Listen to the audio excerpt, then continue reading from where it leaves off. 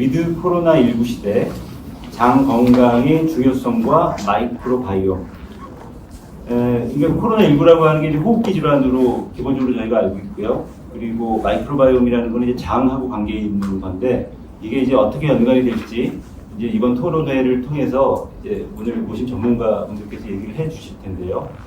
아까 이제 저희가 토론회 전에 제가 이제 이동호 교수님이랑 말씀 나눈 중에 이번 감염병 사태가 킹덤하고 킹덤과의 대결이다, 그럼요. 전쟁이다 이런 말씀을 하셨거든요. 그 과정에서 그러니까 이 마이크로바이옴이 코로나19하고는 어떤 관계가 있는 건지, 그 전쟁과 어떤 관계가 있는 건지 그렇게 조금 오늘 주제에 대해서 속을 좀. 굉장히 지금 중요한 걸 말씀해 주셨고 또 중요한 걸 질문해 주셨습니다. 그러니까 과거에는 그냥 휴먼 그러면은 인간 그러면은 그냥 인간 세포로 구성되어 있다는 게 과거의 의학이었습니다. 예.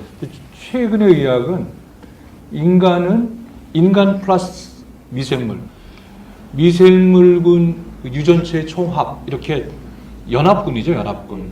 그렇게 이해하면은 바이러스는 밖에서 인간을 침입해서 우리에게 병을 일으키지만은 그걸 방어하는 연합군은 사람과 이런 미생물계죠. 그렇죠. 이게 하나의 킹덤이죠. 우리가 킹덤인데 그래서 우리가 보통 백신 그러면은 이제 휴먼 세포가 면역 세포가 만드는 항체에 중점을 두죠. 포커싱 하는데 하지만 그 항체 형성을 왕성하게 하고 많이 만들게 하고 항체를 올바르게 형성하게 하고 또 밖에서 바이러스들이 인간 세포로 침입할 적에 방패를 막고 소위 말해서 방어선을 지지선을 구축하고 때로는 맹렬하게 싸우는 우리의 전사, 이 전투병들, 우리의 연합군들은 사실은 사람 세포 플러스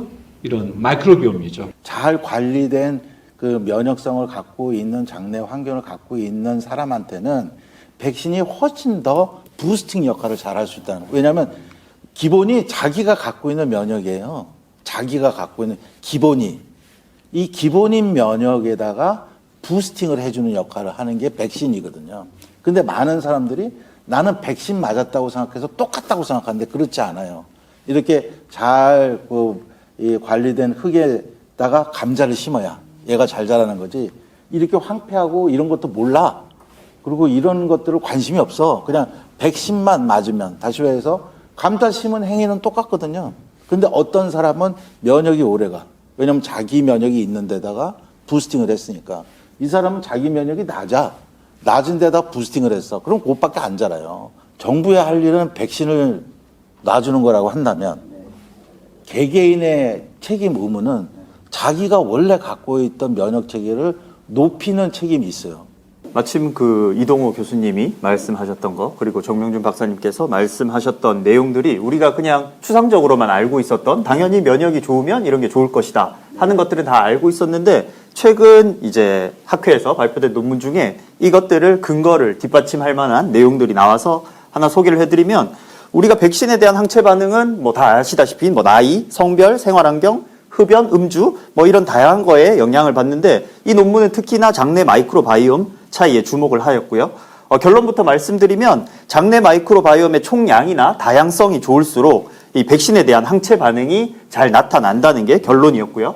그래서 실험 내용을 보면 이 아직 마이크로바이옴이 제대로 형성되지 않은 태어난 지 얼마 안 된 쥐에게 항생제를 투여를 한 다음에 이렇게 백신 접종에 대한 항체 반응을 차이를 봤더니 항생제를 투여하지 않은 집단에서 더 높은 수치의 항체가 형성되는 게 관찰되었습니다. 그래서 이 논문 결과를 통해서 유추해 봤을 때 사람도 마찬가지 장내 마이크로바이옴과 이 항체 형성 반응에 대해서는 큰 상관관계가 있다. 그렇게 이해하시면 되겠습니다. 제가 말씀 들으면서 궁금해지는 건 김치나 해조류 이런 거는 한국인들이 우리나라 사람들이 즐겨 먹는 거잖아요. 그러면 그런 걸 즐겨 먹는 한국인하고 한국인 아닌 사람들하고 이런 마이크로바이옴의 차이가 있을까? 다 그냥 같은 종류의 국가 간의 차이가 많죠. 왜냐하면은 물론 유전적인 차이도 있지만 국가 간의 음식이 달라지고 또 비만율 차이 또 소위 말해서 그 서구화된 웨스터나이즈드 그러니까 이런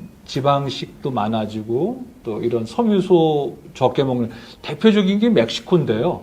제가 조금 전에 지금 치사율을 봤는데 사망률을 봤는데 7.5%예요. 세계 탑 클래스예요. 보통 한 1.5, 미국이 1.5%인데 멕시코가 비만율이 제일 많고 여러 가지 그런 웨스터나이즈드 식품들 또 뭐 단 것들 많이 드시거든요. 그러니까 당연히 면역도 좀 떨어진다고 볼 수 있고 항체 형성이나 그런 데서도 굉장히 불리하죠. 장내 네, 그래서 우리가 국가 간에 물론 여러 가지 그런 그 방역 시스템 또 백시네이션 그 예방 주사 뭐 접종률 여러 가지 무슨 같이 봐야 될 요소들이 많긴 하지만 함께 봐야 될 요소 중에 하나가 과연 우리가 어떤 음식을 먹는가는 굉장히 중요하다. 그것이 좋은 유익균의 그 스테이터스를 만들고 그것에 의해서 우리의 면역이 달라질 수 있다는 거죠. 한국인들은 뭔가 마이크로비옴이 다를 것이다. 그 이유를 한번 살펴보니까 저희는 다른 나라보다 훨씬 더 그런 젓갈이라든지 그다음에 발효 음식, 특히 김치, 그리고 뭐 장류 이런 문화가 있고 그다음에 발효 뭐 마늘, 생강 이런 식재료 같은 것도 많이 쓰고 식이섬유가 풍부한 쌈채소 같은 것도 많이 먹고 이렇게 하다 보니까 아무래도 장에 그런 식이섬유와 다양한 미생물들이 있다 보니까 훨씬 더 이런 마이크로바이옴 상태가 좋다고 보는 게 맞을 거라고 보고요. 우리가 이 장내 다양성이 좋고 이렇게 식이섬유가 많은 그리고 이렇게 진화를 잘 할수록 면역력이 좋다는 걸 의미하기도 하거든요. 그런 면에 있어서 한국인의 마이크로바이옴은 조금 저는 남다르고 강하다고 생각을 하는 편입니다. 한국형 그 마이크로비om은 중국하고도 완전히 다르고요. 일본하고도 완전히 다릅니다. 완전히 달라요. 한국인에서만 발견되는 균이 140종인가 있어요. 그러면 한국인의 그런 특정한 미생물들이 140종이나 발견되고 또 한국인들이 그 토양에서 자란 음식을 먹으면서 그 험난했던 뭐 임진왜란 무슨 뭐 역병 뭐 여러 가지 있는 데서 살아남은 이유 중에 하나가 면역력이라고 보는 거죠. 그 면역력의 핵심은 결국 그 향신채라고 할 수 있는 마늘, 생강 뭐 이런 거 많이 먹잖아요. 우리나라 청양고추 왜 고추장 찍어 먹는 민족이잖아요. 전 세계에 없어요. 이런 사람. 그런데 이게 뭐냐면 다른 외국형 유산균에 비해서 한국인의 장내에서 살아남은 유산균은 이 향신채가 굉장히 강해요. 그래서 안 죽어. 근데 원래 유산균은 그 청양고추 즙을 만들다든가 마늘즙을 만들어서 이렇게 뿌려보면 바로 죽습니다. 5분 내로 10분 내로 그냥 죽습니다. 그런데 우리나라에서 이 애기들한테 추출한 유산균은 안 죽어요. 왜냐하면 그렇게 변형이 되어 왔는 거지 적합하게 한국 사람 음식에. 그 다음에 프로바이오틱스는 얘를 잘 운영되는 오케스트라 역할을 하는 지휘자 역할을 하는 거죠. 얘 프로바이오틱스가. 그렇게 해서 자기 장내에 다양성을 키워놓고 그 다음에 백신을 맞는데 적어도 아까 황폐한 땅을 그런 감자가 잘 자라는 비옥한 땅으로 바꾸기 하기 위해서는 마이크로비옴 같은 경우는 한 3개월 정도 걸리는 걸 보여지고요. 이제 그걸 하기 위해서 NGS를 하는 거죠.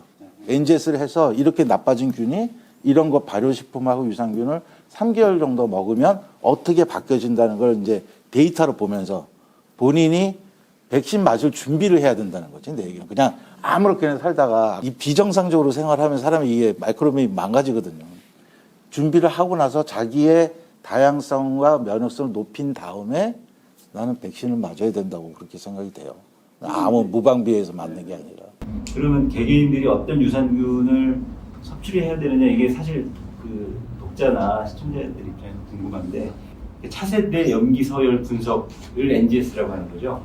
요게 이제 방금 정 박사님 말씀하신 개인들이 유산균을 선택할 때 어떤 유산균을 선택해야 될까? 이거하고 NGS 이거하고 연관이 되는 건가요? NGS라는 게 이제 Next Generation Sequencing이라는 Sequencing이라는 게 어떤 순서로 배열되어 있는가를 알아내는 거거든요. 이게 일종의 설계도를 알아내는 거예요. 그러니까 우리 소위 말해서 NGS를 하면은 우리가 대변을 받아서 한 이 손톱 정도, 엄지손가락 손톱 정도의 분변만 떠서 그 안에 있는 유전자들을 대량으로 증폭시켜서 무지무지하게 많이 불려서 그것들이 어떠한 배열로 됐느냐를 알면은 그 범인 어떤 미생물 어떤 미생물이 알아낼 수 있어요. 딱 들어오죠. 그게 NG였어요. 이게 이제 어떠한 균이 저한테 부족하고 아니고를 어떤 특정 한 가지 균에 해서만, 예전에는 저희가 이 균 검사를 할 때 PCR 방법을 사용할 때는 어떠한 균이 있냐 없냐 이것만 볼 수가 있었는데, 지금은 이제 이 전체적인 그 유전자 균의 총체를 보기 때문에 이 밸런스들을 알 수가 있습니다. 그래서 유익균이 어떤지 유해균이 어떤지 이런 걸 알 수 있기 때문에 요즘은 예전에 기존에 나왔던 PCR 분석 방법은 거의 뭐 사양화되는 것 같고요. 이렇게 새로운 NGS 분석 방법을 통해서 유익균과 유해균 상태를 알고 자기한테 맞는 유산균을 섭취하는 게 도움이 되는 것 같습니다. 정말로 본인이 뭔가 어떤 질환에 대해서 다른 유산균을 먹어봤는데도 효과가 없어, 뭐 그런 분들을 한다든지, 아니면 나는 정말 나한테 맞는 유산균을 먹고 싶어 하는 분들한테는 다 이 NGS 분석을 권해드리거든요.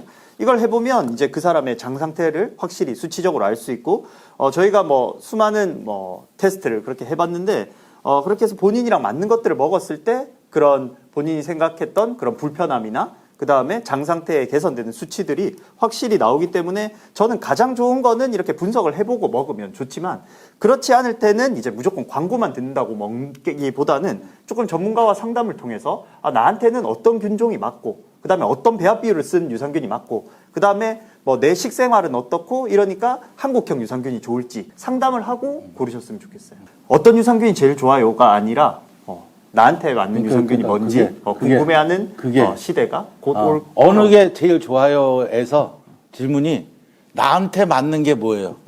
로 바뀐다는 거죠. 질문이. 그 마지막으로 오늘 어쨌든 제일 큰 주제는 면역이 되겠죠. 면역이 될 텐데 마이크로바이옴과 마이크로비옴, 마이크로바이옴과 면역이 될 텐데, 거기에 대해서 오늘 그 전문가분들이 이 토론을 지면으로나 혹은 영상으로나 보시게 될 분들을 위해서 짧게 조언 같은 거를 아주 짧게 한 1분 정도씩 해서 마무리해 주시는 걸로 하겠습니다. 그러면은 우리가 이 장내 마이크로바이옴이나 이런 거는 우리가 쉽게 말해서 뭐 6대 장기 뭐 이런 식으로, 우리 그냥 이 미생물 균총인데도 그걸 하나의 장기로 보는 거죠, 저희가. 그래서 그런 거를 분석하는 좋은 방법이 NGS가 있는데, 저는 언젠가는 되지 않을까라는 생각하는데, 장기적으로는 보험급여도 점차 이쪽 방향으로 확대되는 것도 좀 필요하다고 생각합니다. 그래야지 사람들의 접근성이 높아지고, 그러면 이제 저희가 그 정보를 또 얻어서 또 더 좋은 면역력을 하는데 연구를 할 수 있고, 왜냐면은 너무 뭐 이렇게 정 박사님이 또 그렇고 좋은 많은 회사들이 좋은 검사 방법이나 툴을 제공하는데 실제로 이게 필드에서 많이 사용이 되고 또 그래야지 더 많은 발전이 될 텐데, 그러려면은 이제 저희 나라는 의료 시스템이 의료급여 건강보험 하에서 이루어지고 있기 때문에 그것도 뭐 확대되는 방안도 있으면 참 좋을 거라 생각했습니다. 저는 오늘 이 주제에 그런 걸 생각해 봤을 때, 우리가 앞선 그런 논문들을 봤을 때 유산균 챙겨 먹는 게 사실상 우리가 백신에 대한 두려움을 조금 떨쳐낼 수 있는 좋은 방법이 아닌가. 이왕 또 드실 거면 좀 검증되고 우수한 유산균 같은 것들을 조금 섭취하는 게 좋다고 보고요. 우리 한국인의 마이크로바이옴이 상당히 우수하다고 많이 평가가 되는데, 요즘 사실 식생활이 워낙 인스턴트나 안 좋은 음식들 많이 그거 하다 보니까 좀 그런 게 조금 안 되고 있는 게 안타깝고, 그래서 한국 K푸드 많이 드셨으면 좋겠고, 그런 게 안 되면 약간 좀 잘된 한국형 유산균이라도 챙겨 드시면 좋을 것 같고, 이걸 보시고 계시는 뭐 약국이나 병원 관계자분들도 좀 우리가 아직까지 완전한 치료제나 대비책이 없다면 이렇게 예방할 수 있는 방법들을 좀 널리 많이 환자분들에게 얘기해 주셨으면 좋겠어요. 한국인이 가장 세계에다 내놓을 수 있는 것은 한국인만이 갖고 있는 면역력이라고 생각해요. 진짜 한국인의 어떤 그 K 방역이 일단 지나갔다 그러면 이제는 K 면역으로 가야 된다고 봐요. K 방역에서 K 면역으로. K 면역으로 가는 단계에 정부가 그런 연구비를 지원을 해준다면 상당히 많은 기업과 병원과 또 이런 전문가들이, 교수들, 대학들이 뭉쳐서 이 부분을 좀 더 체계적으로 한국인에 맞고 한국인에서 일어나는 면역 체계를 연구한 결과가 나온다면 코로나의 트렌드를 바꿀 수 있다고 저는 생각해요. 우리가 코로나의 이 전선에서 이 엄청난 이 준엄한 싸움터에서 우리가 진지해야 될, 끝까지 전쟁터에서 keep in mind, 명심해야 될 것은 우리의 장을 사수하라. 우리의 장을 사수 못하면 코로나가 덮쳐버린다. 굉장히 중요한 사실이에요. 그래서 왜? 장사수는 면역사수다. 이게 이제 저의 메시지고, 나이 불문하고 젊거나 어르신이거나 우리 다 같이 장 건강을 사수해야 된다. 이렇게 말씀드릴 수 있겠습니다. 그 교수님 방금 말씀하신 장을 사수하라를 결론으로 삼고 오늘 토론회를 마치겠습니다. 감사합니다. 고맙습니다. 고맙습니다. 감사합니다.